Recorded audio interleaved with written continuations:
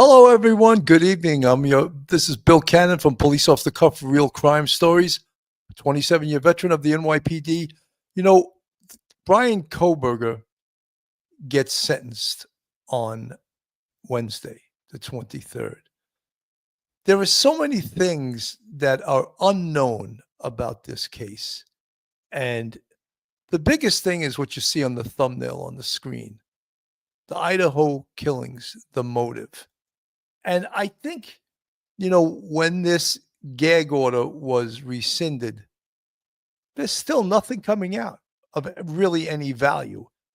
And I think many of us, or many people from the public, have sort of been influenced by Howard Bloom, who wrote the book When the Night Comes Falling. And he is by far no expert on anything related to crime. And then, of course, the book that just came out this week, James Patterson, with his partner writer, Vicky Ward. And we're not really receiving new information that would have us all say, wow, that's what happened. And will we find that out on Wednesday when the actual sentencing comes down and when the family members get to do an impact statement to tell the court and the world how these murders have affected them as a family, as a community? And will Judge Hippler make Bryan Kohberger allocute? Will he be asked questions about this case? It certainly wasn't asked any questions really other than, did you do it? In which he answered in a single syllable, yes. That was hardly satisfying to all the people that wanted to learn how and when and where, how this all happened.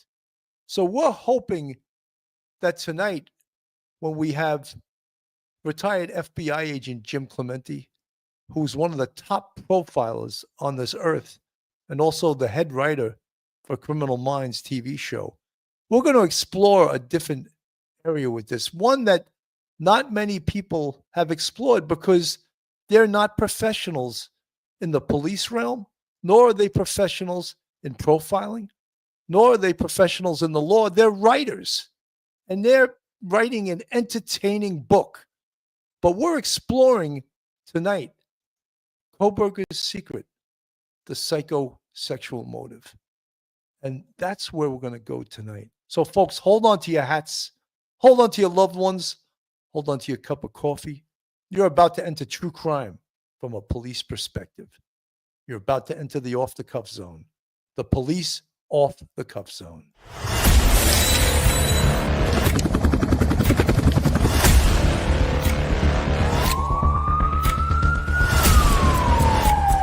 There has to be some common sense. They were the ones who called 911 to get him help, and now they're calling for change.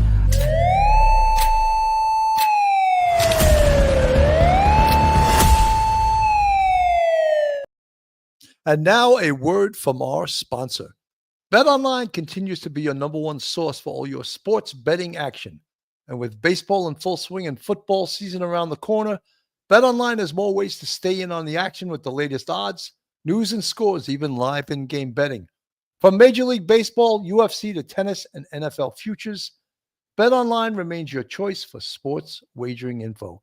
In between games, head over to the BetOnline Casino with all the top Vegas-style games, including poker and live casino.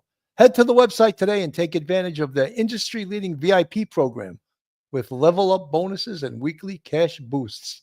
BetOnline, the game starts here. We're going to get right into this right now. Joining me as my co-host tonight, retired NYPD Sergeant, professor at Albertus Magnus College in Connecticut, attorney. Welcome to the show, Professor Mike Geary. Welcome, Mike. Bill, thank you for having me on. Good to see you. Good evening. Great to see you too. And it gives me great pleasure tonight. We found him in California. He was lost the other night. We sent an NYPD search party, and we found Jim Clemente. I don't know if all you guys know who Jim Clemente is, but he's a retired FBI agent. He's an attorney, former prosecutor, probably one of the best profilers in the nation. He wrote a profile on Rex Heuermann 10 years before Rex Heuermann was arrested for the Gilgo Beach murders, and it was exactly who Rex Heuermann is. And he's also the head writer for Criminal Minds. Jim, welcome to the show. Great to have you. How you doing, Bill? Nice to meet you, Mike. Good to see you again, Very Jim. well. Good to see you. Jim, we have an idea, and we came up with it last week, and I'm sure it's not the most original idea, but we found, or we believe, that the motive behind Bryan Kohberger's attacks and killing these 4 students was a psychosexual motive. And with that, one of the reasons I think that is because he was stalking these students. Even though Bill Thompson, the prosecutor from Moscow, Idaho, the Latah County, he said there was no stalking. Oh, really? How do you explain 23 appearances in the vicinity of 1122 King Road? Well, clearly that's ignorance. I mean, complete ignorance. He doesn't know what he's talking about. He's making judgments and statements about things that he has no right to, no experience, no actual reason to be able to make that. There was clearly pre-attack surveillance. It's something that we all said, and all the profilers said, all the real profilers said before he was identified, because of the nature of the attack and the timing of it. An offender picks a particular victim at a particular time, in a particular place, in a particular manner, for a particular purpose. And all those choices reflect back on the person. And that's why I got the Gilgo Beach murderer, nailed down perfectly, because his behavior leaked out that information. So did the Ohio killer. And I have to tell you, I'm pissed off that you're using his name. You shouldn't be using his name. I'm sorry. You should be erasing his name from the history books. Everybody should be doing that. The guy wanted this kind of attention. This guy did it because he thought he was smarter than everyone else in the world. He wants to go down in history, and what we should do is flush him down the toilet. And basically, this is something we've been telling media outlets for more than 25 years, that in these cases, in mass shooting cases and school shooting cases, the people that do it they're looking for this kind of attention. So we have to steal that from them. If we give it to them, not only are we helping them, we're also encouraging the next one to outdo this one.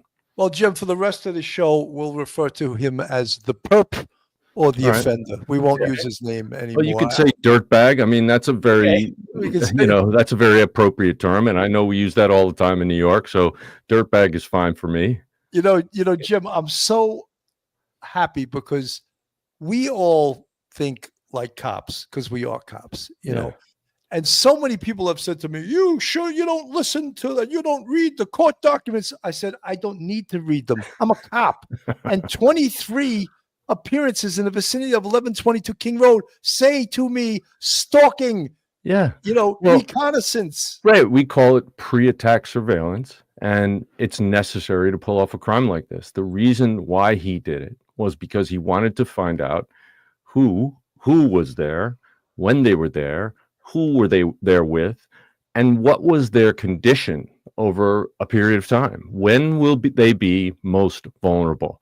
That's what they're looking for, because pulling off a crime like this is the highest risk type of crime for an offender. So an offender who attacks somebody in the safety of their own home. Now, this is slightly reduced because this is sort of it's a student housing situation, multiple people coming and going. It's less of a private residence, which is the highest risk for an offender.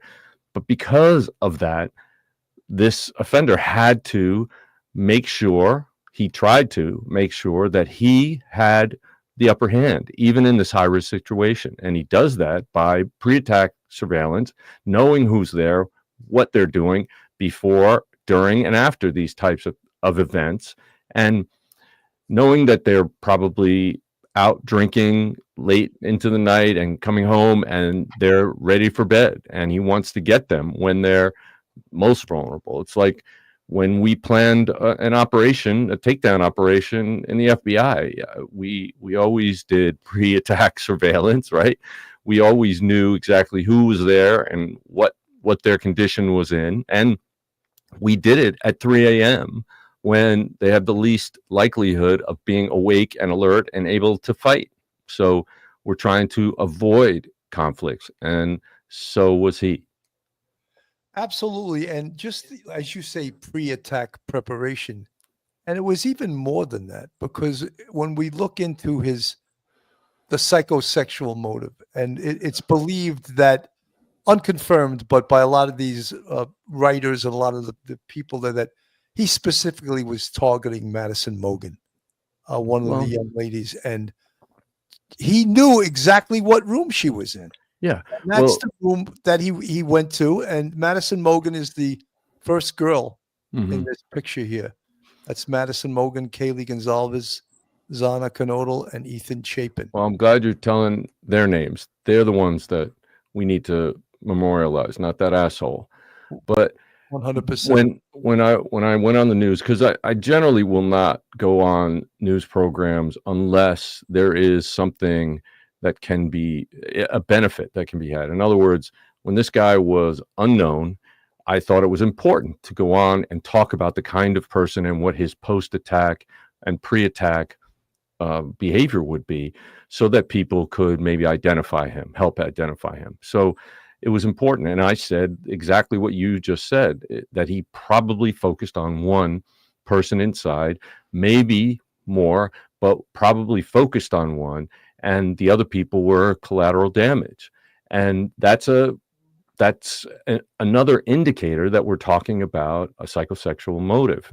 And what does that mean, a psychosexual motive? Well, basically, that to him, this was a sexual experience. He got off sexually on fantasizing about committing a murder, at least one. And what he did was he planned it. He compulsively thought about it. He probably played it out in his mind as he was watching the victim or victims in those pre-attack surveillance events, and then went home and fantasized about it, probably masturbated to reinforce that arousal pattern, and built himself up to the point where he's going to do it. And he got so worked up about it. He was almost like a frenzy, in that he was so excited by the thought of pulling this off and then being able to get away with it, and going back the next day to try to see what the results were of his work. That was all trying to live out that fantasy. Of course, the fantasy never lives up to, the reality never lives up to the fantasy. So this is the kind of thing that creates a serial killer. This is the kind of thing that it didn't go the right way the first time. There were problems. There were issues. Somebody saw him. He left the sheath from his knife there. There, I'm sure, were some difficult times in that time that he was in that house, and he wanted it to be perfect so he could get off on it in the moment. But I'm sure it didn't go perfectly. And had he gotten away with it, he would have been planning the next one and the next one and the next one. He would have been learning from each experience. We spoke to Dr. Joni Johnson, who I think you know her. She's a forensic psychologist, also from the left coast, like you guys. And she felt the same thing. There was no doubt that the perpetrator here, the offender, was a serial killer wannabe. Yeah, there was no doubt he would have killed again had he gotten away with this. Before we called it serial killing, we called it murder with no motive, and that's the nature of it. In the BAU, we look at serial killers not as a quantitative commodity only, but as a qualitative one. There's a reason why they're acting the way they're acting, and what's driving them, and the choices they make. And this guy would have, given the opportunity, would have kept doing this. This is why there's no obvious motive, but there is a motive, and it's in his behavior. And who did he target, and why did he target at this particular time, place, and manner? What was the purpose of this?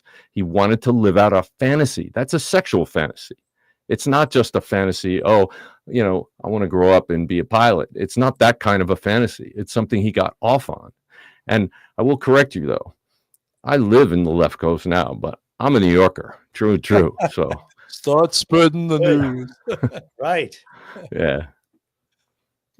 Let's talk about also, besides the preparation, the attack itself and the weapon that he chose, a K-bar knife, which is a killing machine for Marines. Right. It goes back 100 years. And also, killing someone with a knife is very personal, up close and personal. And Yeah. there's a reason he chose that also. Absolutely. And I don't want to get too graphic, but when we see somebody who chooses a knife, and a knife like that, so a knife that he felt powerful with, that he felt was threatening, it tells me he wanted to scare them. So there is a sadistic component to this, and that's also part of sexual sadism, and it adds to the sexual component of this, but it also gives him a feeling of power. So he probably in reality feels powerless, and he wants to prove himself. He wants to prove that he is the best of the best, that he can get away with this stuff. He thought law enforcement, he's just dealing with small town, law enforcement, and he's probably going to be able to just get away with it, and they'll never even suspect that he was the one. Why? Because the victim choice was so random. He has no actual known connection to these people. So why would they come to him? And well, part of it was he was such an idiot, a fool, leaving his fingerprint and DNA and the sheath for the knife all at the crime scene. Well, you don't do that when you're a sophisticated criminal. You don't do that when you actually have experience. So immediately when we profiled it, we said, this is somebody who didn't have a long-term experience. We're looking for somebody on the younger end of the spectrum, somebody who is not a seasoned serial killer.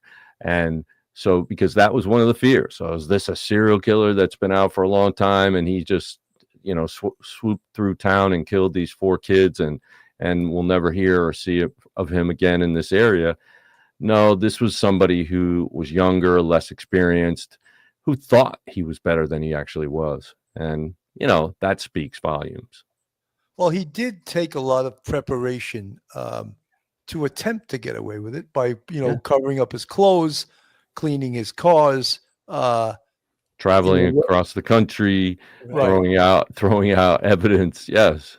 Yeah, he made attempts, but those were attempts. A lot of it was witnessed by law enforcement. I mean, that's how much of a bonehead he was. He thought he was better than he was. He thought law enforcement were a bunch of fools, but they weren't. Go ahead. Jim, do you mind if I just jump in for a second? No, go ahead. You can jump in anytime. Okay. He purchased the knife from on Amazon sometime in March of 2022. And I'm thinking that's probably around the time that he was accepted into the Washington University PhD program, and he knew he was going to travel across the country. Is it possible that he could have bought that knife as far in March, and that was when he started to plan some sort of murder, even before he had a recognizable target on his horizon? I think you're absolutely right. And I also believe that his choice of study, everything that he did was aimed at that same thing. Now, it's amorphous at first, and the plans start to gel, and they start to come together, and they start to focus. And when he did latch on to one person, I think probably he was also looking at other people, but then at some point he did focus on that one girl, and then that became his total focus for this. But the plan, I think, because he had such a poor self-image, because he knew that he wasn't that great, he wanted to prove that he was to other people. It's vulnerable narcissism. It's somebody who has to boast about how great they are, and tell everybody else about how great they are, and do these things that make them look great in other people's eyes, because they feel so terrible about themselves. They know that they're not worthy, inside. So they're trying to prove themselves in these fantasies. They're very powerful. They're perfect. They're doing everything right. And they're getting off on it because it's so exciting to them to be in that position when they know they feel opposite in the real world. Well, Jim, even that, I'm not going to show it because you don't want to show pictures of him, but the picture he took, the trophy picture, in the morning of the murders with him with his left thumb up in the air, he's in his bathroom, and he has these big bushy eyebrows, which, of course, Dylan Mortensen, an eyeball witness, said the perpetrator had bushy eyebrows. Yeah, but did you see him at the plea? He shaved his eyebrows down, dyed them light brown, dyed his hair light brown. That kind of disgusting defense tactic, it just pisses me off. It's an attempt to try to confuse the victims, the witnesses. I mean, it shouldn't be allowed. I mean, that's just bullshit.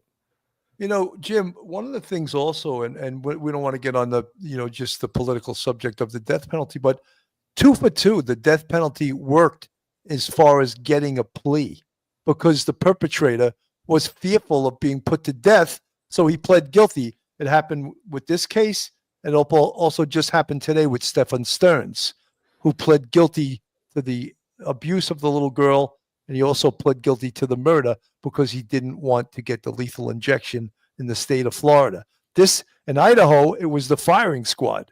So here's this would-be serial killer scared shit of getting, it tells you what he's really feeling like inside. I mean, his behavior is trying to sort of assert or superimpose on his life this power and control and, brilliance, when it actually leaks out the exact opposite. I mean, he wasn't brilliant. He got caught right away. He wasn't powerful. He doesn't have the skills to pull off a crime like this and get away with it.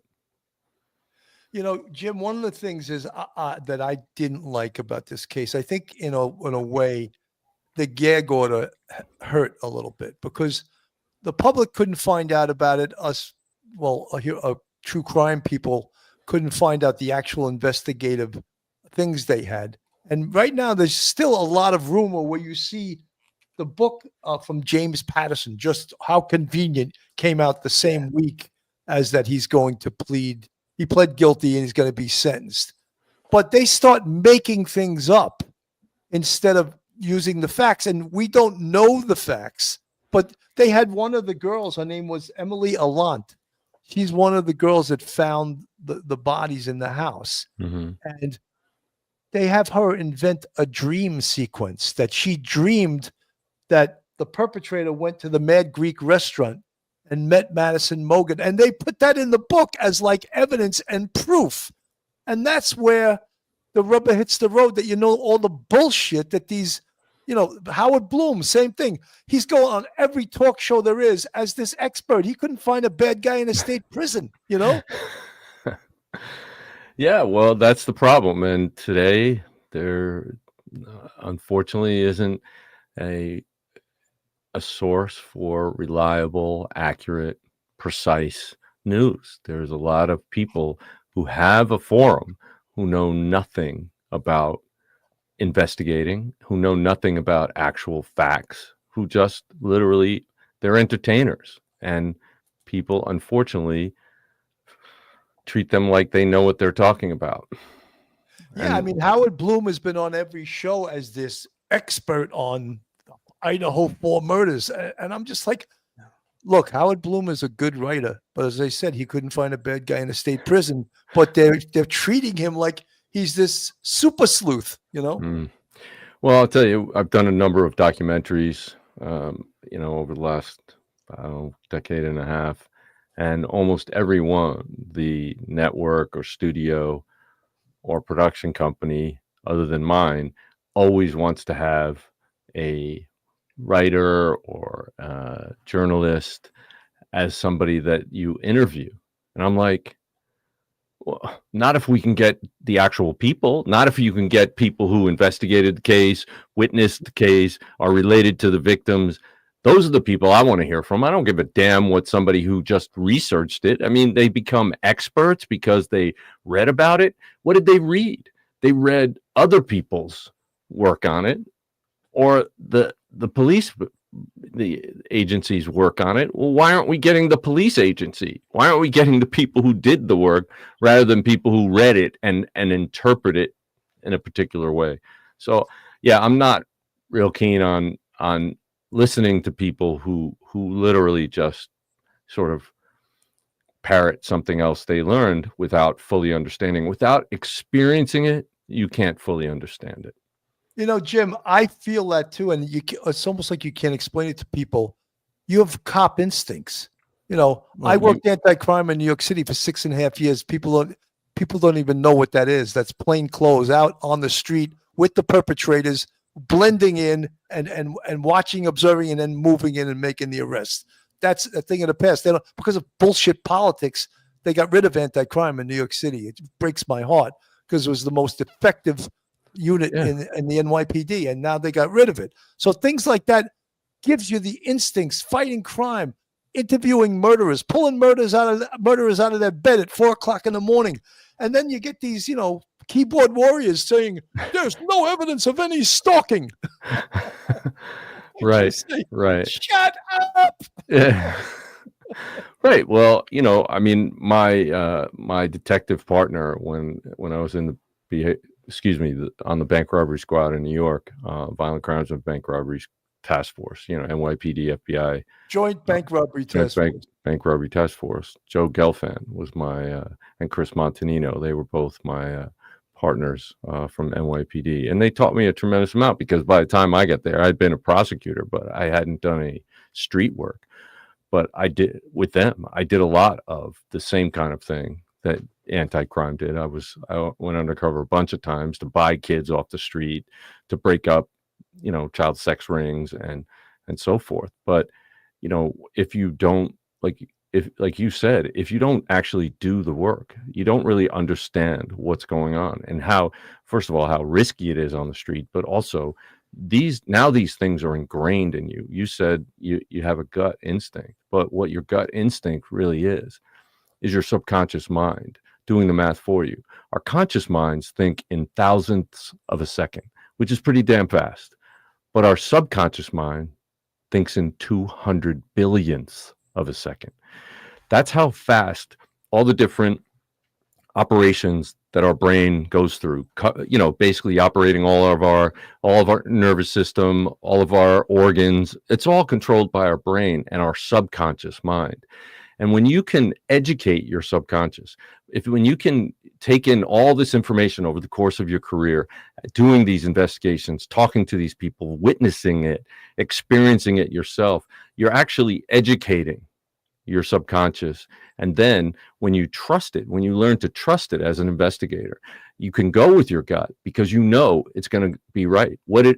Your gut is nothing more than your subconscious telling you, okay, you have this feeling in your gut because I'm doing the math for you really fast. I'm calculating all these details that you're not even aware of consciously. And I'm telling you, your body and your mind telling you that this is the way to go. And I could tell you a number of times during the course of my career where I literally said, okay, you can waste your time doing all that bullshit, but I'll tell you exactly what happened. This is what happened. And a lot of people said, why are you being such an asshole? And I'm like, well, you can call it asshole. Let's see if I'm right. And, more often than not, I was, just not because I'm some brilliant person, but because of the volume of cases that I was able to experience and also study. And that's the benefit of being at the National Center for the Analysis of Violent Crime. We get to study all the violent crimes that occur in the United States and many across the world. And that's what we're able to base our experience, our opinions are based on all that experience, all that experiential information that has been coded into our gut instinct. Jim, we're talking about so much of this case, and you also hear erroneously all the people saying it's just circumstantial evidence. Every time I hear that, I cringe. Well, circumstantial evidence is some of the most powerful evidence there actually is on this earth. Of course. So they poo-poo it and the press goes along with it. Oh, it's just circumstantial, Well, that's because everybody has been, basically misled by shows like CSI to think that there's a high definition 4,000K, video of every single crime that occurs in slow motion from 12 angles. That's what they want to see. And, we call it the CSI effect. It's affected juries. Juries have thrown out perfectly good cases because of it. And it's misleading. It's not true. It's not what happens in the real world. And unless people want to have cameras on every street corner in 4 directions and in every house, in every room, in every public building, unless you want all that, you better damn well rely on circumstantial evidence, because there aren't going to be video cameras pointing at every crime scene. There isn't going to be some, smoking gun every time. However, people's behavior screams out information about what they've done and what they haven't done. So, sometimes, like in this Idaho murder case, the fact that his phone was turned off just during the amount of time it took for him to leave his house, get to the crime scene, commit the crime, and go back to his house, then his phone comes back on. It's the lack of something that actually screams out that he turned his phone off as a forensic countermeasure. Now, he thought, I'm slick by doing this, but if he didn't do that, if he had left it on, and and if he was smart, if he put it in some other location, then it would have actually helped his case. In this case, it hurt him. Yeah, I think that's great, and you think that way because you're an investigator, you're a former FBI agent, and you realize, wow, that is very strong circumstantial evidence, like I do. But when people hear about that, oh, what does that mean? That's nothing. It's just and if they don't see it on paper, like an arrest affidavit or a brief or something like that, then it didn't happen. And I told them, when this case goes to trial, you're going to see evidence come out of the woodwork that you had no idea even existed. Right, because, basically the paperwork that leads to a trial, the stuff that they're able to read, the affidavits and the filings, all that stuff is a summary. The witnesses, when they get on the stand, they're going to have a tremendous amount of experiential information that they didn't write down, but that tells the story so much better than how one affidavit. An affidavit is just trying to show probable cause. It's not trying to prove beyond a reasonable doubt. You don't have to put everything in there. So anyway, exactly. Circumstantial evidence is incredibly powerful. Yeah, you can't just go by one little piece of it, but direct evidence, like the sheath that he purchased with his thumbprint on it, with his DNA on it, that's direct evidence. It's not circumstantial evidence. That is direct evidence that he had the weapon that was used to kill these people, that he left it there, that he purchased it. That's direct evidence that he is the killer. The crap that he tried to pull, that his lawyers tried to pull, where they were trying to say, well, I have standing to say that evidence shouldn't be admissible, but I don't own it. It's not mine. I mean, it's just so ridiculous. Right, I mean, if you're going to admit that it's yours, then you have standing to say, look, you can't put it in because it wasn't abandoned property or whatever, but just by admitting, just by trying to argue that you have standing to try to get that piece of evidence thrown out, just it's a tacit admission that you left it there. Well, that's right, you did. And that proves the case against you. It doesn't help you in any way. Absolutely. I want to go to someone in the chat. GG4JK. Is there any evidence that don't use his name? Stop using his name. If you want to write to us, if you want us to answer questions, drop that asshole's name, please. Is there any evidence? I'm talking to the other people. So just say, is there any evidence that he had knowledge that the patio door would be unlocked? He actually tried to break in before November 13th. Had he actually tried? Well, I mean, he may have seen people opening and closing it at different times. He's been there a whole bunch of times, 24 times, right? He may have seen people, and by sitting up in that area on that street sort of behind the house on the upper level. I mean, it's like a dark tunnel. You can't see anybody there. So, but you can see to the house, and any lights that are on at night.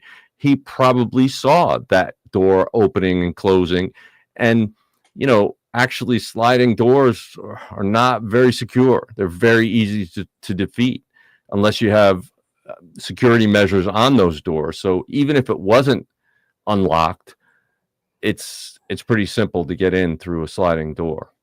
Jim, I think you hit it on the head. That was the purpose of 23 recons. He realized that they very rarely locked that sliding, or never locked that sliding glass door. And there's my entry right there. Right. Yeah. Jim, okay, I'm sorry. Go ahead, Mike. Okay. I just got a question about, we've kind of presumed, and everybody's assumed that Madison Mogen was the target, the main target, and that everyone else was, as you say, Jim, collateral. And we think that because her bedroom was in the back, facing where it could be seen from that dark parking area. Mm-hmm. And you could look either down or was pretty close, and you could just see right into that bedroom. Is it possible, because people have also thought that maybe because she worked in a vegetarian restaurant called the Mad Greek, along with Xana Kernodle, that there may have been some dissing, that maybe he came on to her and she rebuffed him. Is it possible that he didn't have any real contact whatsoever with Madison, and that she was picked out because he, like you say, he may have gone some other people, but he zeroed in on her, and may have been only because he could see into her bedroom while he watched 23 times at night, somewhere between 10 a.m. and 3 p.m. So is it possible he never really had any interaction with Xana whatsoever? Face to face. Yeah, of course it's possible. And, it's probable because if he had direct contact with her, that's a tie. That's something that people can uncover. That's something that actually lowers his ability to get away with this crime. If he did have direct contact, that would be another foolish thing. But again, I don't think he did. I think he could have seen her, is because she's out in public. He could have followed her back to that location the first time that he saw her, or the second time he saw her, or whatever, out and about.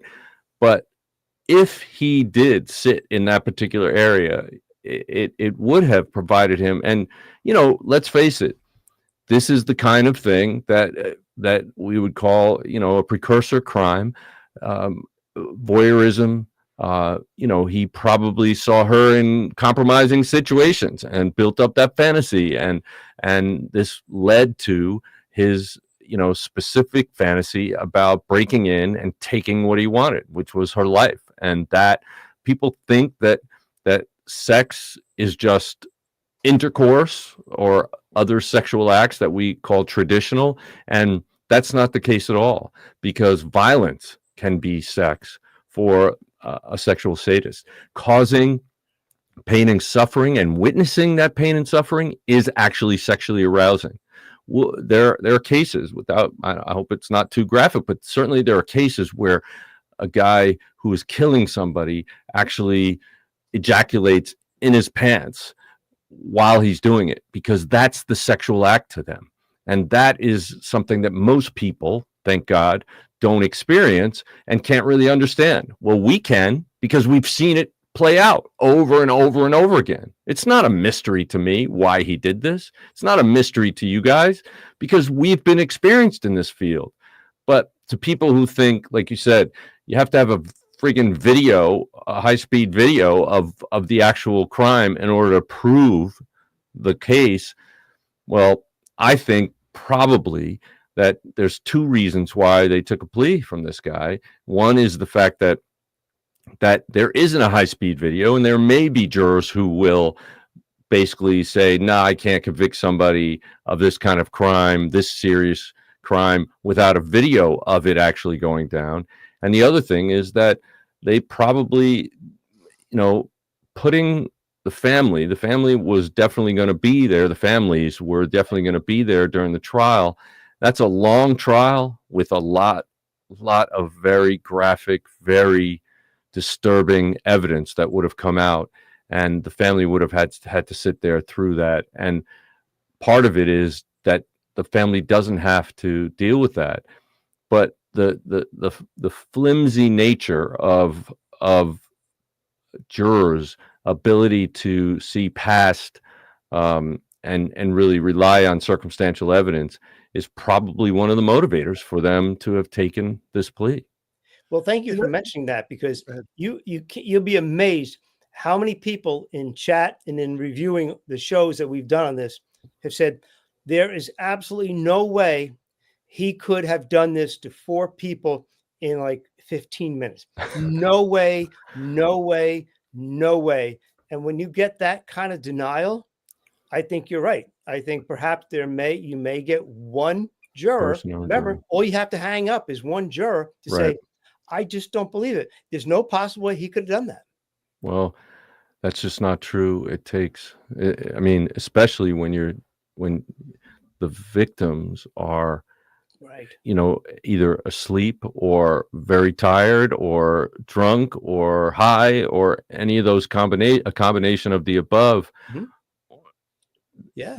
It's so easy to sneak up on them, and it doesn't take it takes less than a minute to kill somebody. It can take seconds to kill somebody, and to think that you can't kill 4 people Right. in 15 minutes, they just don't understand. Why would it take longer? And it's not Right. like this was a very sophisticated crime.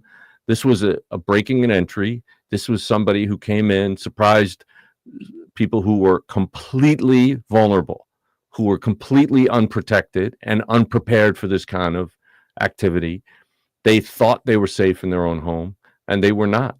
And that's because of the circumstances. And so the first 2 would have been incredibly quick. And then I don't know if it was because somebody else saw him, or if some other set of circumstances drove him to, go on to the next couple of victims.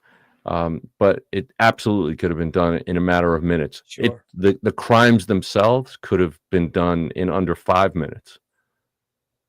Jim, one of the things I sort of hate about this case is I think it got extremely politicized, and specifically knocking down the house was a horrible decision by Idaho University, by the prosecutor to allow it. Because if this case had gone to trial, you would have wanted that jury to walk through that house. Yeah, sure. To feel and see what the killer was feeling and what the victims were feeling. I don't see that as political. I see that as emotional. It's ridiculous. It's just, why would you do that when you're trying to prove a case against somebody? I mean, Jim, that's a really important piece of evidence. What? Enrollment. That's why. Mm.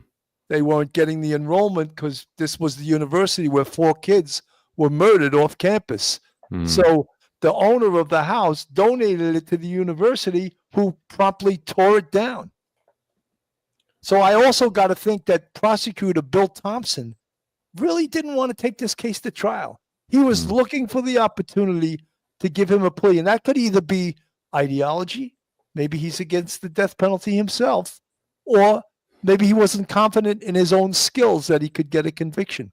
Well, or in the case. So, I mean, there's 3 reasons right there where why wouldn't you take a plea? When it's guaranteed and he is going to go away forever. There's no question about it. But on the opposite side of that, you could just get one person who's able to get past jury voir dire and just says, yeah, I don't buy it. Nah, you can't convince me.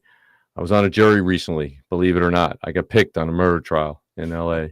And, with my background and my current occupation, I just thought that's just no way. It's never going to happen. But it did. And I was the 4th person. But there were people on that jury who did not deliberate in the manner that they should have. And, that is a big risk when you're talking about a very serious case like this. Well, you realize when you're around people, there's some stupid people out there, I mean, we see it all. Turn, right? We see it all the time in our chat. There's people that just cannot believe what happened here. Yeah, but understand, let's talk about the psychology of people in the chat, right? There are people whose only power comes from taking an opposing view. All they have to do is push keys. They have no friggin' investment in it. It costs them nothing. It's just a way to create controversy, and controversy sells, and controversy makes them feel powerful. They can get people who are experts in the field to get outraged at what they say. So, I always, early on when I was on Twitter, I would get these people, these trolls or whatever you want to call them. And, I would say, I would basically attack what they say. And then if they keep doing this, I just say, look, you're ignorant. I have no reason to keep talking to you. Bye-bye. Bye-bye. And I would just cut them off, because, and I'd laugh, I would laugh in their faces because I know what they're doing. And it's just, they have absolutely no experience. And a lot of them have really, really, nasty motives.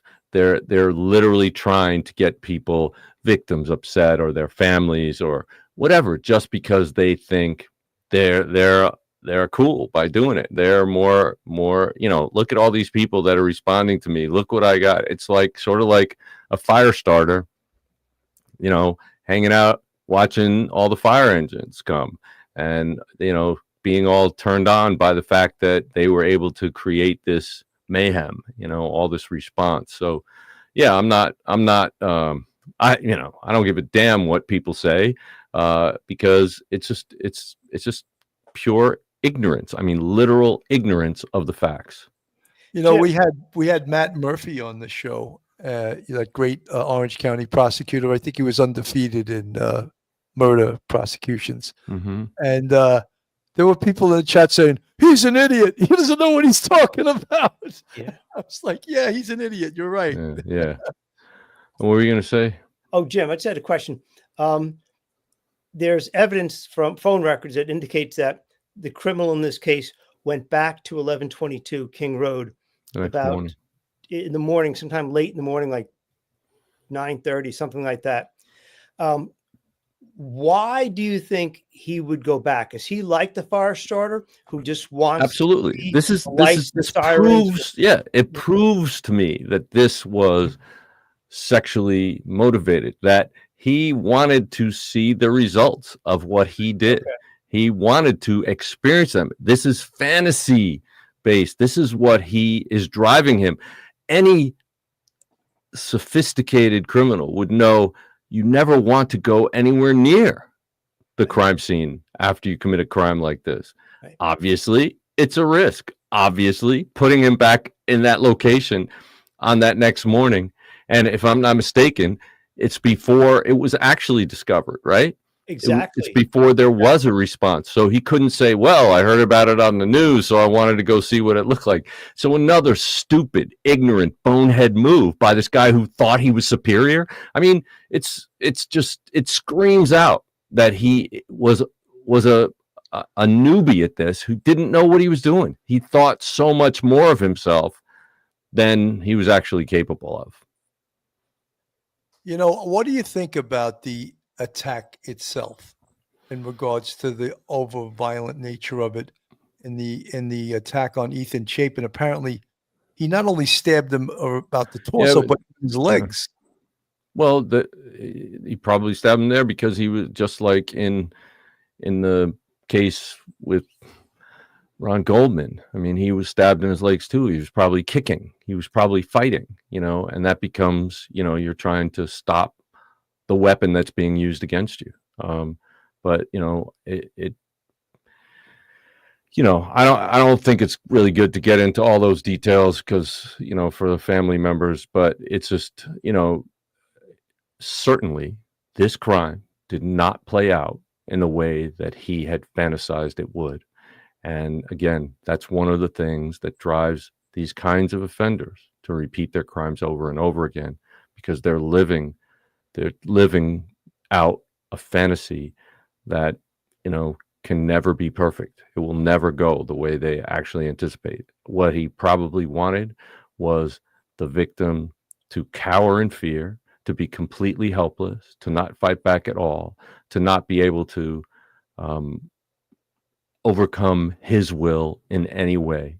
And that's not what happened. And I think the forensics tell that story. Absolutely. Juju Bean from the chat. Believe it or not, sadistic, the perpetrator left evidence intentionally, in my opinion. He wanted to be Dexter and Ted. I disagree with you. Well, that's 1,000%. Yeah. Yeah. I mean, what? No, he left it intentionally. How could you possibly leave something intentionally that absolutely leads to you and only you on the planet? I mean, that's just, you think TV is telling the truth? I mean, Dexter, come on, that's ridiculous. I mean, I've worked on Dexter. I've helped consult on episodes, and it's a fantasy. It has nothing. Well, it has very, very little to do with reality, and it is not what happens in the real world. And unfortunately, because scripted shows influence people tremendously. When LA Law was popular, female enrollment in law school went up 20% because they had strong female lawyers on that show. And Criminal Minds, I mean, we're in the middle of season 19 right now, shooting season 19. And when I started, there were no doctoral programs in forensic psychology. There weren't thousands and thousands or hundreds of thousands of people who wanted to be profilers and forensic scientists. But that show changed everything. And just like CSI, a lot of people want to be these crime scene investigators because of that show. It popularizes, and glamorizes certain things. But that can have a positive effect. It can also have a negative effect. That's why I really, to this day, try to make sure that the education, the teaching part of every Criminal Minds episode is actually accurate, because there are so many people that rely on that on scripted TV. Now, that is fictional TV in order to get their education about things. And it's unfortunate, but that in many, many, many cases is the only way that they get educated about this field. I mean, we've lived it. We've had decades of experience in these fields, and they've had, hours of watching TV shows.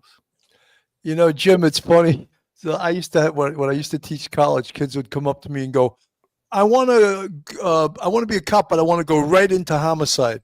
I don't want to do any of that uniform stuff. And the same thing with CSI. I want to just be CSI. And I was like, well, first you have to go on a police department, and you have to work for a few years as a cop. You don't just, it's not like Acme Corporation. You go into CSI and you show up whenever there's a crime scene. So a lot of people, again, it was sort of funny. They didn't really understand the whole field of what was going on here.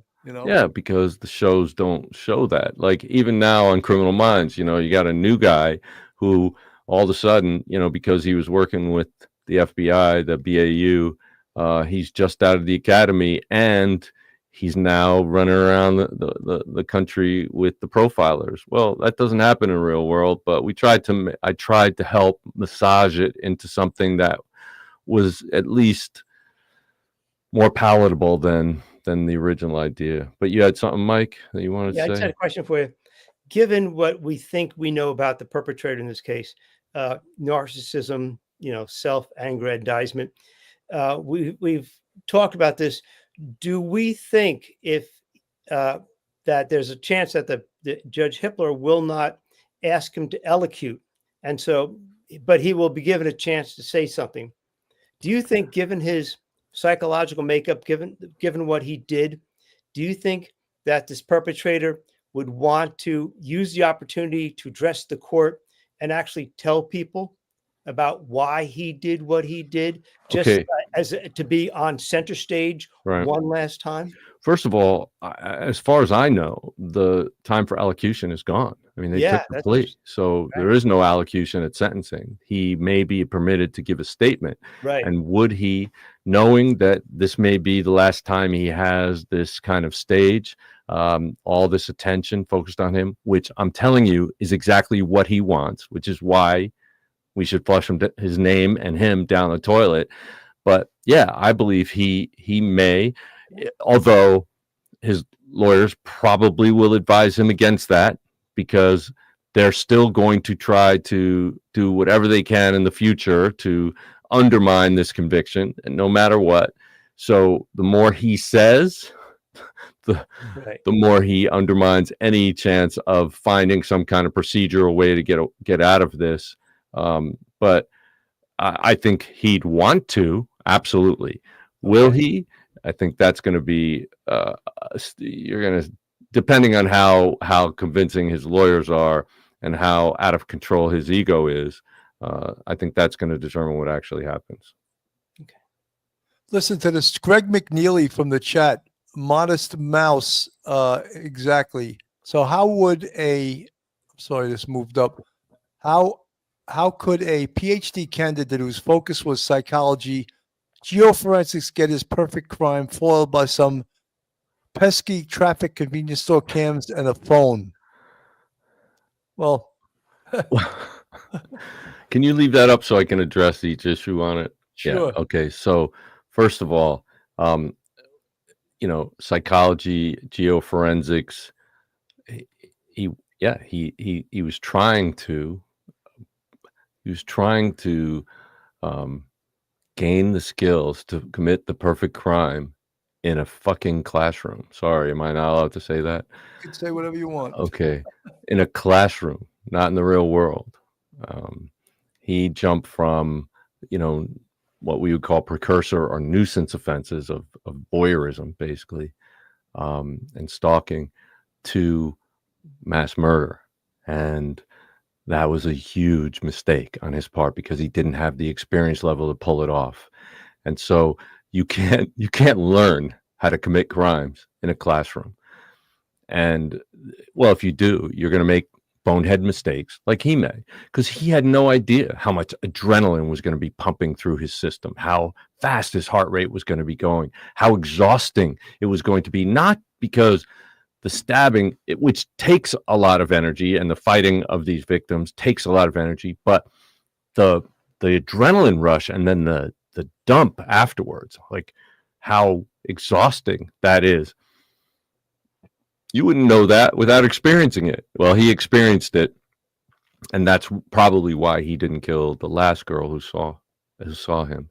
And is it sus? Is it suspect? No. That's how much of a bonehead he is. He has no idea what actual investigators are capable of, and what technology is capable of these days, and what forensic genetic genealogy is capable of these days. And all of those things come together to foil what amounts to an idiot who thought he was better than he actually was. Jim, I'm so happy that you are leveling this playing field, because the writers like the Howard Blooms and, of course, the James Pattersons, it's in their best interest that they elevate the perpetrator to a level of this serial killer genius who was a mass murderer, and he made one mistake. No. No, but I'm glad you're doing Yeah, he it. made 100 mistakes. Well, Patterson, he sent his books to our unit to vet them, because he was not the expert, right? I mean, we were the experts. He knew that. He sent his books to the BAU, and we would read through them and send him notes on how far off he was. The whole Alex Cross series and all that. I mean, he was smart enough to know that he didn't know enough. So, the fact that he has an opinion, that helps dramatically. That's a storyteller telling a story, and that helps his story. But this guy was a bonehead. I mean, he was unsophisticated, he was inexperienced, and he was vastly overestimating his abilities. And that's why he was caught so quickly, so thoroughly. And you know, when he was stopped on the highway when he was driving with his father out back east, right? The Indiana State Police.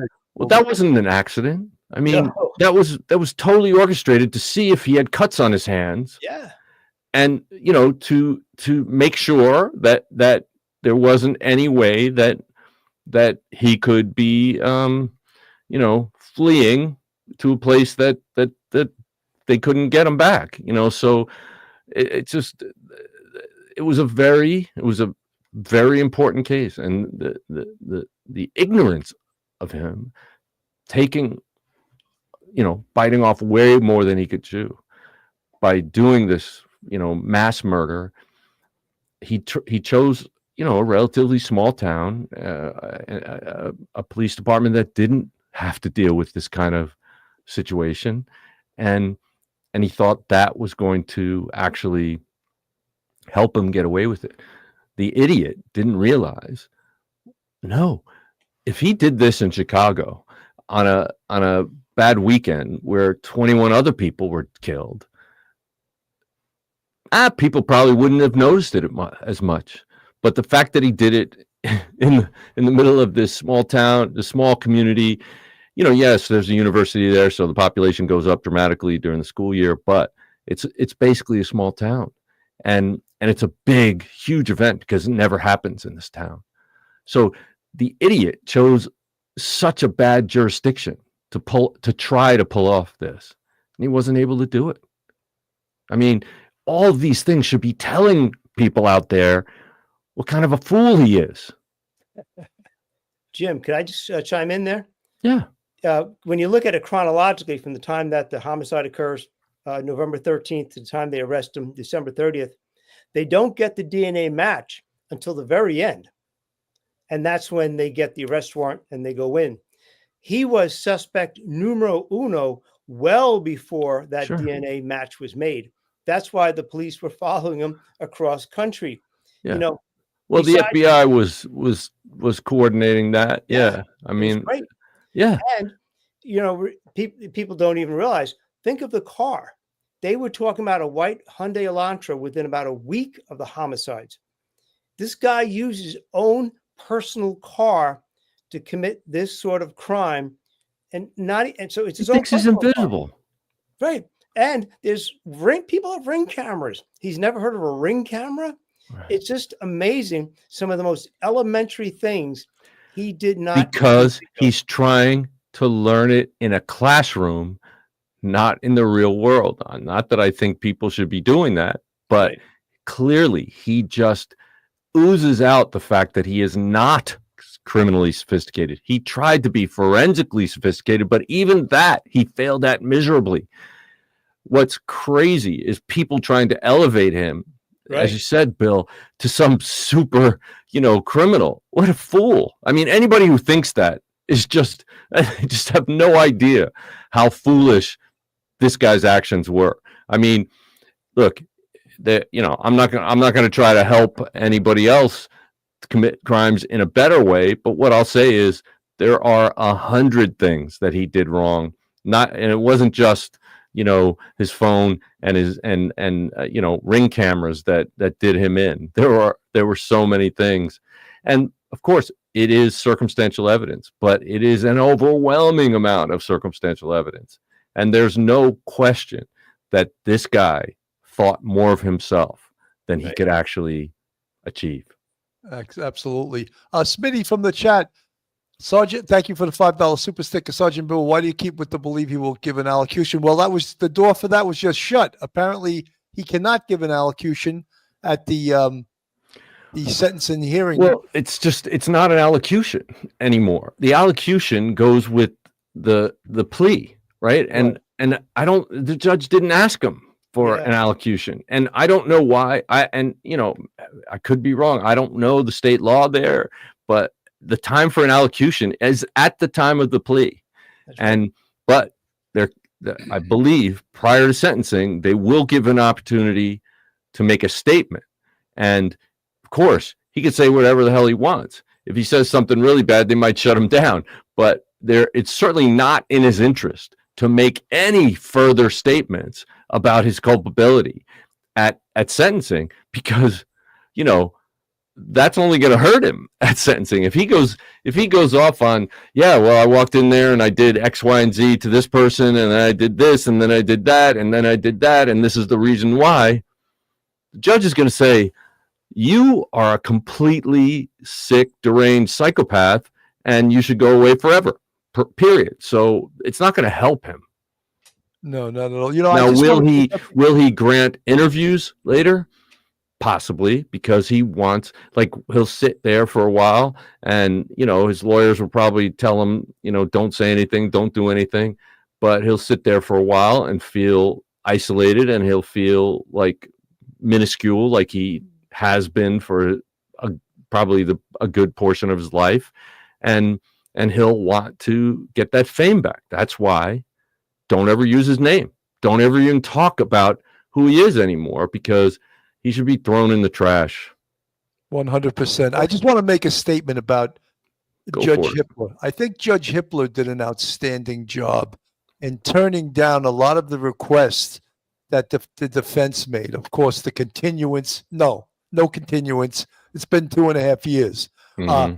Throwing out the DNA on the button of the knife sheath. That was, what are you kidding me? You know, so he was a tough judge and, well, ruled correctly and using case law, because the first judge that had this, whose name happened to be Judge John Judge, he was like giving away the farm. And I was like, thank God he got rid of the case and, you know, let them change the venue, because I don't know if we would have had the same outcome if we would have had the first judge, because he was a little bit way too lenient. And, you know, look, some of the other things, his alibi, she wanted 5 additional perpetrators she wanted to bring up with no evidence whatsoever. He said, no, there's no evidence. I'm not allowing that. You know, and then the fact that the perpetrator liked to drive around at 4 a.m, stargazing. Yeah, the alibi. So he turned down a lot of things that could have turned this case in the favor of the defense. Mm-hmm. Well, that's fortunate, but you know, unfortunately, there are judges that do the opposite. So, I mean, there are a lot of judges that bend over backwards for the defense because they don't want to be overturned on appeal, and so they will protect their record by being overly mushy when it comes to the defense, and, you know, and just make the job of the prosecutor so much harder. Yeah, you look at Judge Lance Ito in the O.J. Simpson case. He allowed the. We have to. No, but just to sit there and think about what range of opportunity he gave the defense attorneys, like Johnny Cochran, to attack the police, personally attack the police, and in cross-examination. It's like, where are we? What planet are we on? They you know, the job of a defense attorney is to offer an alternate universe, an alternate reality, an alternate theory. Well, another thing that the judge did was allow the jury to do a home visit, but first allow the lawyers access, where they changed everything inside his home. They made it look like he was this, you know, this guy who was, you know, was Afrocentric, when most of the pictures in his house and most of the artwork in his house was not. But they put all that stuff in to play up to the race of it. Right, the race. And that, you know, that became a huge issue for the jury. And, you know, to allow the defense to manipulate that jury, I mean, that was the most bonehead thing in the world to do. But that's a whole nother case. Yeah, it's a whole nother show. You know, Jim, I'm so glad that your presentation in regards to the psychosexual nature of this attack, it really, there was no one else on YouTube or on broadcast television or any of these shows that came up with the same theory that we did. And I'm glad that you agreed with us. Or else you just cut this out. No, but I mean, how many of those people actually investigated homicides or mass None. murders. None. No, But that's zero. my whole I know. dissertation. Well, that's the crazy thing. There's plenty of, Crime Garage and, I'm, drinking and murders and all these other goofy podcasts, that are, quote, entertaining, but they have nothing to do with reality.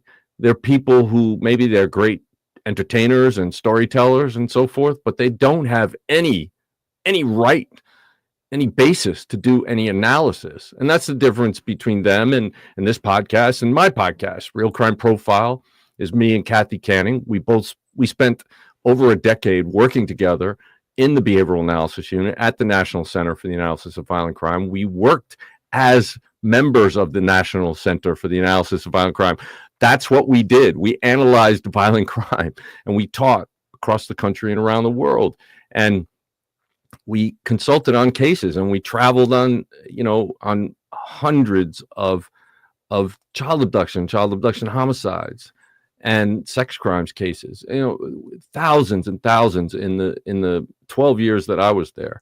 So the difference between that and somebody who sounds good on a podcast or who's entertaining is it's just hundreds of thousands of miles apart. And on best case, worst case, me and now because my first co-host Francie Hakes is now working for the Justice Department, so she can no longer do it. But Maureen O'Connell, who's a 23-year veteran of the FBI, and her parents, her father, her sisters, her brothers, everybody's a cop or a fireman, and they're all that. She is such a cop's cop. So she and I we interview other cops about the best and the worst cases of their careers, and we also do analysis on cases that are in the news or in the media, because we want people to understand what really goes on behind the scenes, not this crap that people, just their theories or their thinking about it. There are certainly people out there in the show, Don't Fuck with Cats, for example, that there were two people, what was it? Deanna and John, I believe were their names. And they were just citizens, and they were pissed off that this guy was torturing cats. And so they dug in, and they were computer nerds, I'll call them. They loved this stuff. They went on Google Earth and they tracked down from a picture that the offender posted. They tracked down the actual location in Canada where he was. It was like they located it, and that photograph was taken a block away from where he lived, and they gave this evidence to the police department, and he was arrested.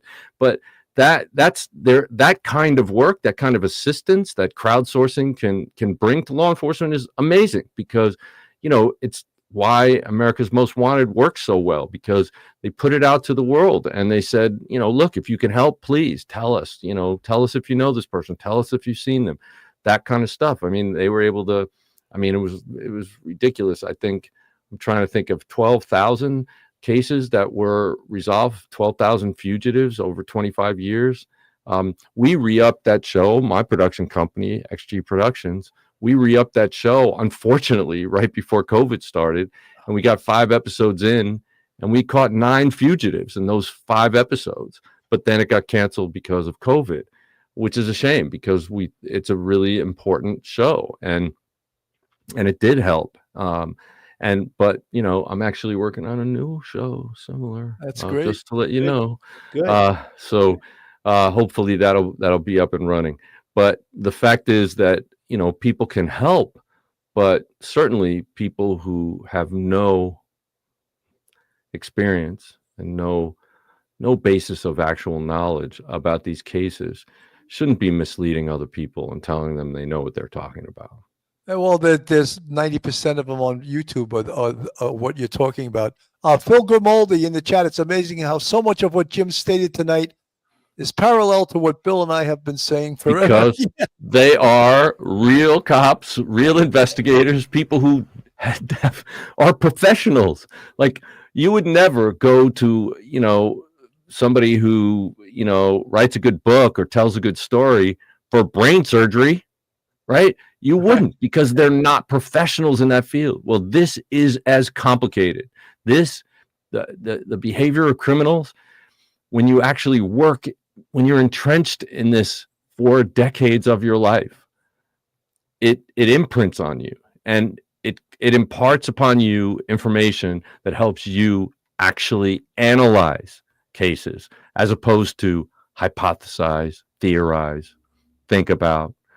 And that's what most of the other people are doing. But, some of these things are so popular. I mean, millions and millions of views. I mean, I have about 120 million views on or downloads or whatever on my podcast. But I've been doing this for 10 years. So it's been going on for a while. But thankfully, at least some people listen to actual investigators like you and like me and Kathy and Maureen. And Bobby Chacon, who's a great friend of both of ours. He got lost. Some cult must have grabbed him tonight too. Well, he's always on TV. He's always doing something. Very popular guy. Great guy though. Great guy. I love Bobby. It's wonderful. Jim, I want to thank you so much for coming on, because. Well, sorry about missing last week, but I had some personal things going on. That's okay. That just totally took over. Yeah. I'm glad you came right back on. And the thing is that you're so knowledgeable. And well, I've been fortunate to have this experience. I mean, when I went to college and studied chemistry, I got a BS in chemistry. I'd never thought that I was going into law enforcement. I always wanted to be a detective, but I thought, well, I'm going to college. How do I turn that into being a detective? And then I went to law school, which was a total change for me, but immediately fell in love with criminal law and constitutional criminal law. And so I knew I wanted to work in that field, and was fortunate enough to get a job in the New York City prosecutor's office. That's Corporation Counsel.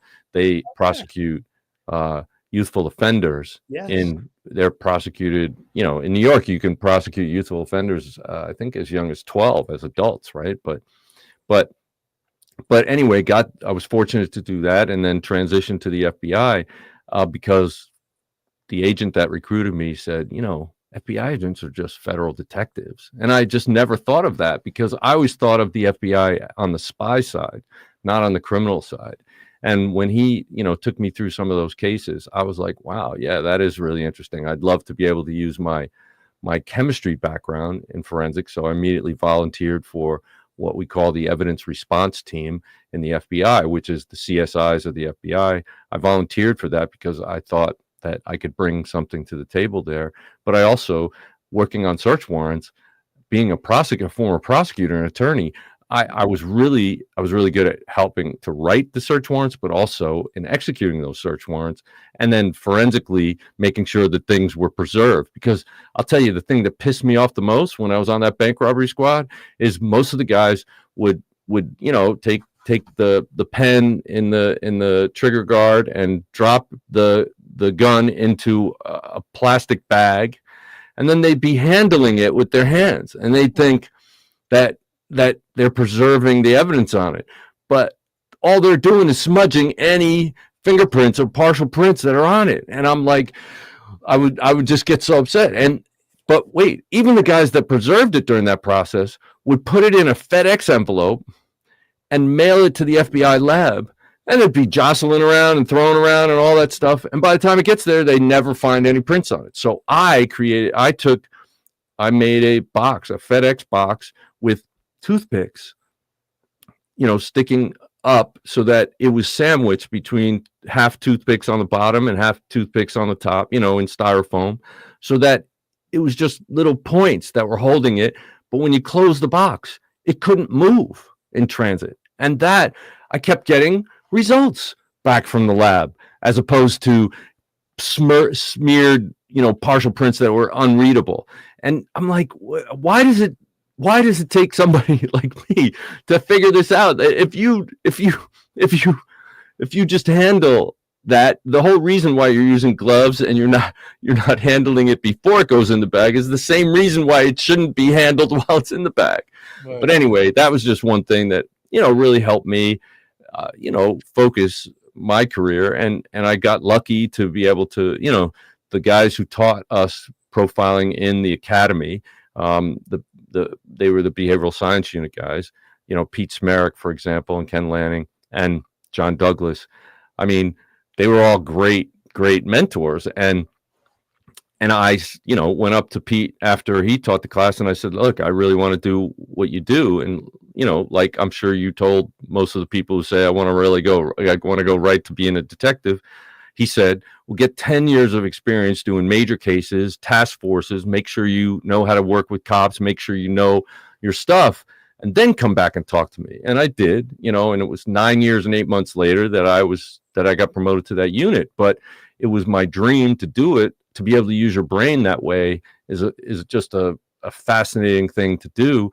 And to, one of the reasons why Criminal Minds is such a successful show is the reason why I really liked being in the behavioral analysis unit, which is there's always a silver lining.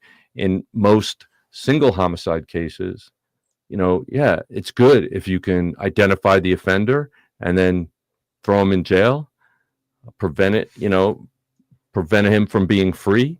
But in serial cases, if you can do that same thing, you're preventing future victims, and sometimes many future victims, from ever being victimized. And that was one of the things that really drew me to that unit, and to be able to stop these guys. Some of them are geniuses. I mean, literal geniuses. I mean, Spangler and DeBartoleben had high IQs over 170, and they were able to get away with it for a long time. But they also had egos. And we were able to turn those against them and convict them. And, that is a challenge that I love rising to, Absolutely. Someone has a question from the chat. Pharaoh Gamma, was the perpetrator in this case natured or nurtured? It's for you, Jim, obviously. Both and more. All right. It's biopsychosocial. All right. The way I explain it is genetics loads the gun, personality and psychology aim it, and experiences pull the trigger. It has to be a combination of all three. It's not one or the other.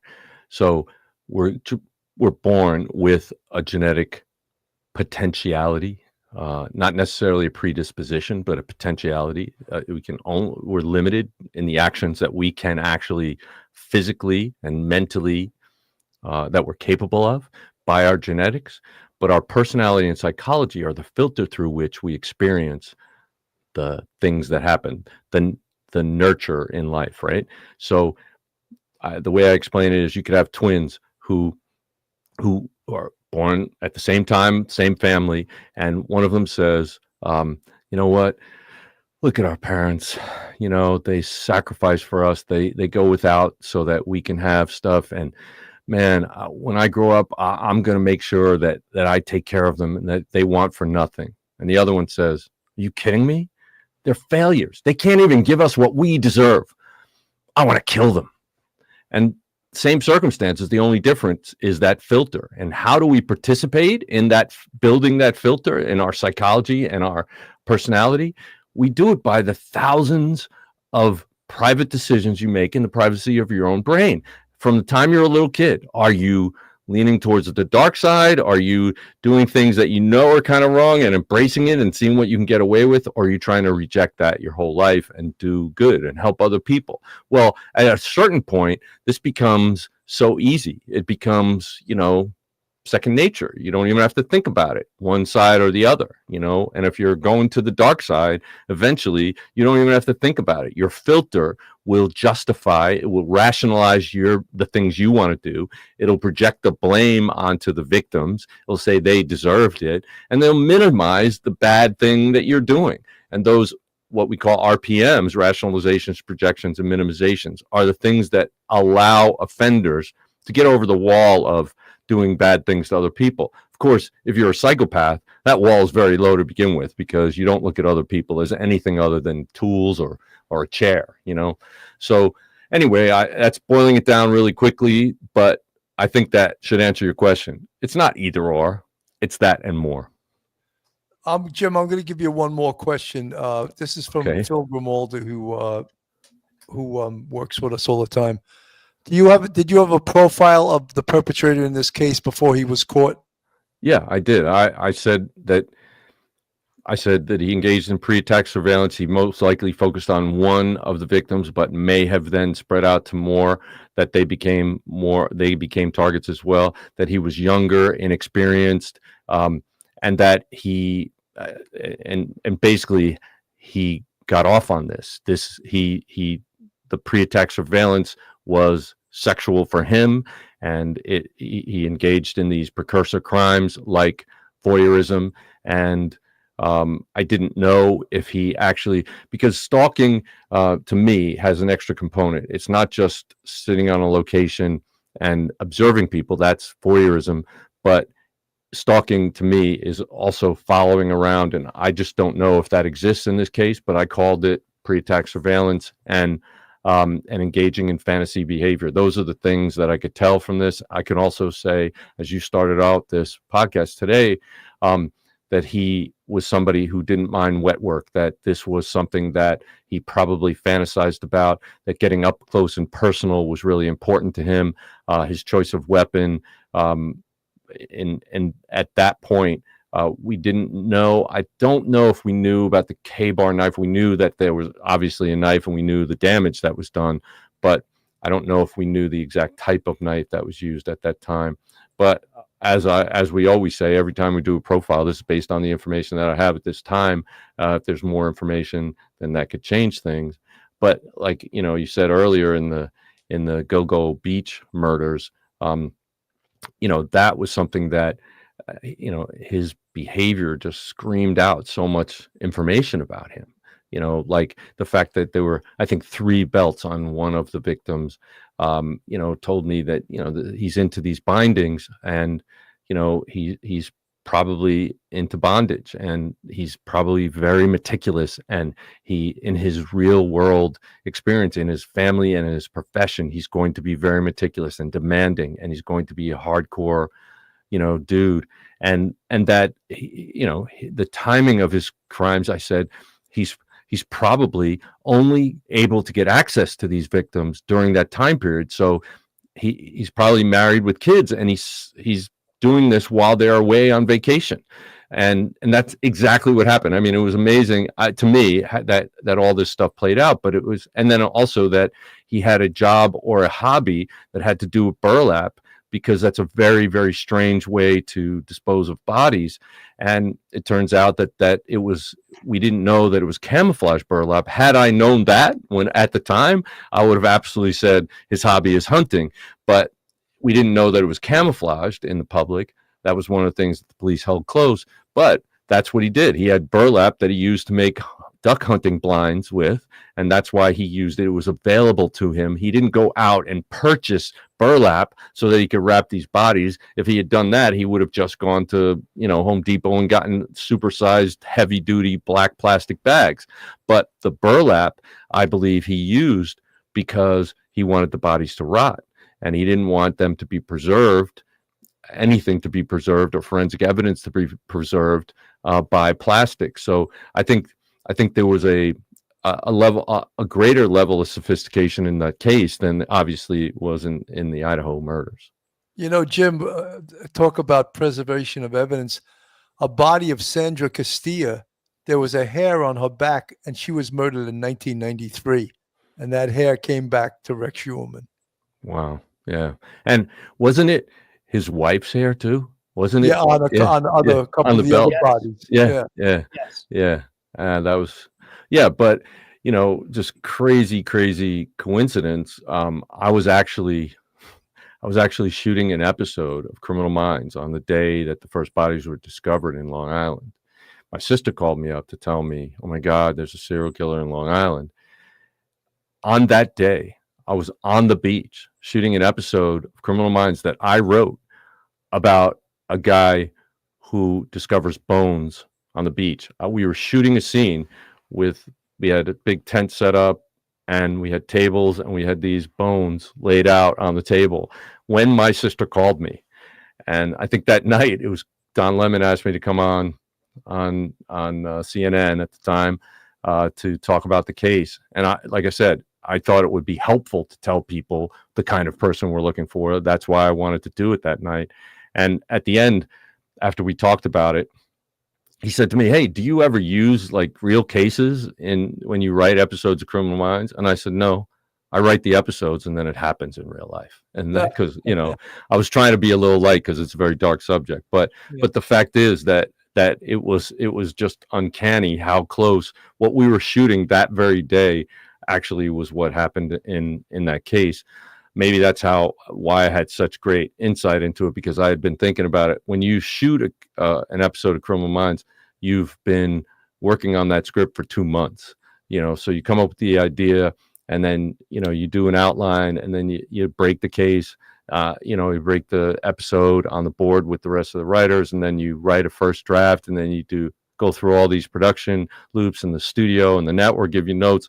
So by the time you shoot it, it's 2 months later. So 2 months before that is when I came up with the idea about it. And the way I came up with the idea was that I was speaking at a conference in Myrtle Beach. And, I can't be in the sun during the day, so I'd go really early in the morning or just after the sun goes down. I was walking the beach, and there's this pipe, like maybe 2-foot diameter pipe along the beach going out to a derrick out in the deep water, and it's pumping water out onto the beach with sand. It's pumping new sand. They're reclaiming the beach, and there's a guy in a backhoe, and he's like trying to, he's sort of moving the sand so that, and then once the sand builds up to a certain level, then they put another section of pipe, and then they go down the beach, and they kind of reclaim the whole beach. The water runs off into the sea, and the sand stays there. So anyway, at one point, this guy jumps out of his backhoe and runs and grabs something right where the water is coming out, and he pulls out this megalodon tooth that was about this big, And I said, "First of all, how did you even see that?" He goes, "Oh, I've been doing this for a long time. I've sold some of these for $3,000, And he said, so, he's trained his eye to see them. I said, "Wow, that's pretty cool." And I'm like, wow, what would happen if somebody's skull came out of that? And that became the basis of that was the opening scene, the teaser in that episode.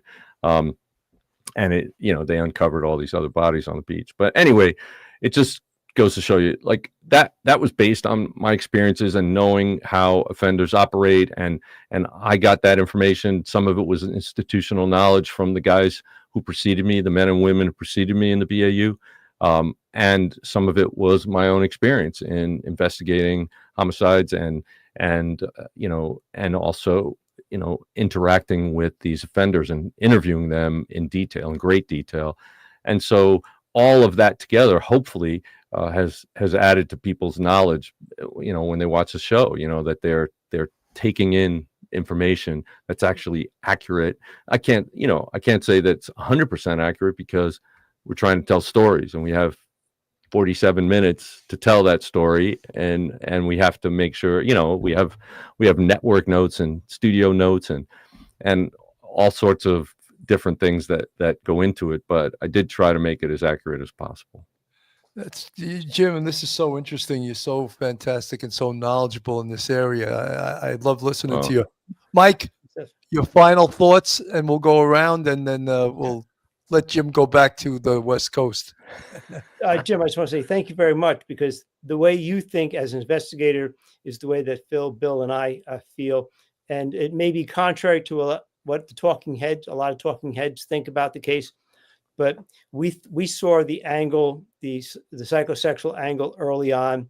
And so I just want to say thank you very much for enlightening us, and talking about the different aspects of the case. I appreciate that very, very much. Always great talking to you, man. Jim, your final thoughts. Oh, and also, could you give me the name of your channel again? People are asking for the name of your channel. Of my podcasts are Real Crime Profile, and you can get it anywhere you get podcasts, and Best Case, Worst Case. And if you go on Identify app, IDENTIFI, it's an app where where you can watch our videos, and we do interactions. We can do direct interactions and lives with our subscribers, and you get the episodes a week before they're actually published. So I love it because, like this, you're actually live, and you can interact with the people who actually are very interested in learning accurate and reliable information, not just somebody's way of telling the story. But my final thoughts are with the families of these victims and the victims of all violent crimes. We do this. I'm certain this is why you do it, and people that I worked with for my career, we do it for those people, and we try to forget those assholes who take lives. Yeah. Oh, it's like Vernon Geber, the one who wrote the book Practical Homicide Investigation. Mhm. He has a little thing. He says, "We work for God." Mm. Yeah. And Well, I just wish God wouldn't let these other assholes live. That's what I wish. But yeah. the fact is that um, it's terrible what some people have to endure, and our job and our entire motivation is to help those people. 100%. Folks, this is Police Off the Cuff Real Crime Stories. If you're not subscribed, hit that subscribe button. Give us a like, share us with your friends and your family, and make comments. We love to hear what you write. Jim, I want to thank you so much for coming on the show. It's always a pleasure. No Mike, problem. thanks for being on. Folks, have a great night, everyone, and God bless. All right, take care.